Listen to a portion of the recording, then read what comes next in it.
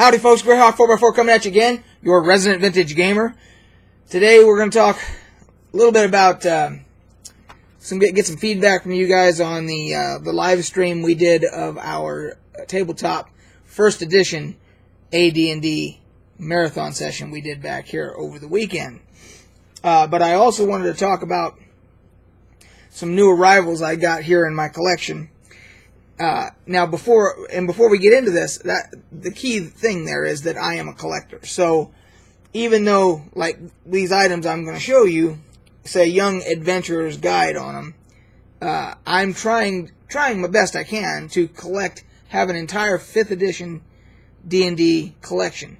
Because I felt that, at this point in my life, this is the first time I've actually ever had an edition of D&D come out where I felt that I was in a financial situation, a secure enough financial situation where I might be able to, as stuff came out, just get it and have a complete set of an edition of D&D. When first edition came out, of course, I was way too young. I was a kid. I couldn't afford everything, so I could only get a few things. Second edition came out, same thing. I was not...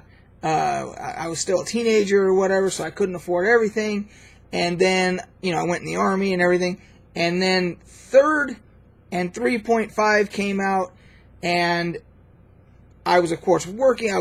I'd gotten out of the Army. I was a young adult, and trying to make the car payment, and having only a certain amount of disposable income left. And so, yeah, I could pick up some stuff here and there. But I didn't feel like I could buy every single product that came out as it came out to try and have a complete set. 4th edition, probably a little bit of the same situation financially. However, 4th edition didn't really appeal to me to try and get a complete, set of it from the get-go and all that. So, but 5th edition, at my advanced age now, and station in life where I've had, a good job for a number of years. I'm financially settled, and I have a certain amount of discretionary income, and the release schedule for 5th edition has been quite forgiving in that they haven't flooded the market with products too fast and so forth, and so as things have come out, I've been able to buy them. So, as I've been trying to do is, even the stuff like the Endless Quest books, even though that they're more aimed at kids and everything, I thought, well, as the kind of release this stuff piecemeal, so I'm like, well, I'll just get that stuff too. Just, that way when I'm 80, 85 years old, and I'm at the end of my life then and don't have any more use for my 5th edition stuff, let's say, and I say, hey, I want to sell all this stuff, and I can advertise it as a complete 5th edition collection, or at least close to complete as can be, and then maybe have somebody offer me, whatever, and I can then offer that to a niece or a nephew or somebody that's going to have to take care of me in my old age, if my wife is already gone, or leave it to her and then she can give it to somebody to take care of her. So there's always that to think about, that you have a nice complete collection, you can command a better price for it when you're 80, 85 years old. So who knows? So now, having said all that, so I did get these. There's a couple of them. There is the Warriors and Weapons and the Monsters and Creatures. And yes, they are Young Adventurer's Guides. And I have... So let's talk first off about the quality of them. They're very nicely made. They're actually hardbacks as opposed to the softbacks, which for the Endless Quest books, which are also quite well made. I had no problem with that. But these are hardbacks, and they're just as good a quality as the full-size hardbacks of the rule books. The artwork is beautiful. The detail on the covers and everything is quite nice.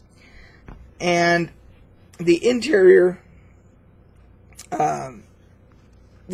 art is, there's quite a bit of it. It's quite plentiful. So I have skimmed through these. I'm not going to read them cover to cover. I'll probably skim through them, one at a time or something like that. But what I have looked at, I can see what Wizards is doing here. They are continuing their successful campaign of trying to get young people into the game that haven't played the game before. And if you using these two things together, the Endless Quest books and the Young Adventurers guides, I would say that a preteen or a young person reading through this material, having never played D&D before, I could see where they could easily get intrigued and get hooked and want to play D&D. I could, without question, I could see that. The way everything is presented and all that. Speaking to you, if you are a parent who is in that situation where you have younger kids who you're thinking about getting into the game, if you haven't already done so, and you're looking for tools to do that, I would say all of this stuff is good stuff. Now, if you are also a DM, Dungeon Master, I looked through this, and a couple things. Yes, it will get them intrigued because they're reading about all these cool monsters and stuff.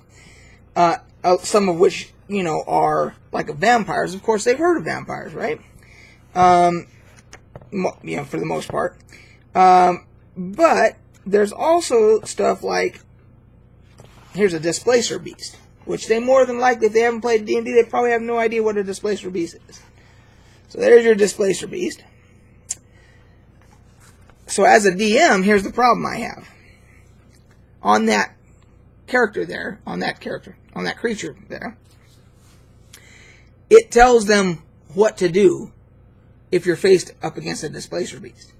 It tells you about its displacing attack or ability. It tells you what to do. It tells you what not to do.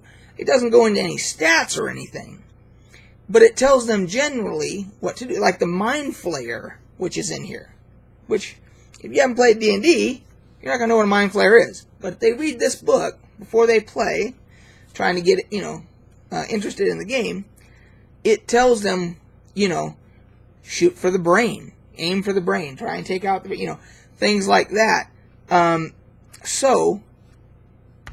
it goes on and on through a lot of different creatures and everything. So if that is a concern, that it kind of breaks the immersion aspect of the game if they get into the game, because in all reality, the magic of the game should be that as you're describing it, to the scene to them, and you say, there is what looks like a Black Panther type creature. However, it's a little different than what you've heard about maybe in stories. This particular panther type creature has a long tail with a weird shape at the end, and as you're describing and everything, they should be going, holy crap, what is that? Whereas if they have read this book, they're going to go, more than likely, they're going to go, oh, that's a Displacer Beast. I know exactly what to do. So this, on a lesser level, is like them reading the monster manual. Not exactly, it doesn't go into all that detail and everything else, but it does break the immersion. So that's just my review on it. That yes, if somebody wants to get their kids interested in D&D and say, hey, pick up an Endless Quest book or read one of these, Young Adventurers guides or whatever to get their appetites wet and get them interested in the game, yeah, that's great. But when it comes to these other ones, just be advised that it's given a lot of information that maybe you as a DM, if you're also a DM, don't want them to have. So Anyway, there are a couple more of these. There's one called Tombs and Treasure, I think, or Tombs and Dungeons or something like that. And then there's one about spells. So there's 4 of these young adventurer deals. And there's even more of these Endless Quest books I found out that I don't have that I've got to order. So that's it for all that. If you guys watched my prelude to the marathon session back here, I did, or actually it wasn't the prelude, it was the intermission, because it was between Friday night and it was Saturday morning when I did the video before we started up again. And I kind of did a quick tour of the tavern as well for people that hadn't seen it before. I showed they were up there, but I showed that I had gotten the new Kiss pop vinyls. And again, I'm a collector, so I know there's a lot of pop collectors out there. Whether you are a Kiss fan or not, there's tons of pop collectors, obviously, because of the popularity, the no pun intended, the popularity there. But, so even if you're not a Kiss fan, you might like these. And I thought, I'll just show them real quick on camera so you can see the detail on them. One thing, though, I pre-ordered these from Amazon. And this one, and I don't really care. I'm not that much of a collector to where I would freak out about this. But there may be some people that this would piss them off and they'd return it. But the box on this came damaged. It's all dented and screwed up here. It was worse than that before I was able to get in there and kind of push it out and kind of fix it. But so that is an imperfection if you are a true pop collector that wants everything completely pristine and all that. It doesn't matter to me.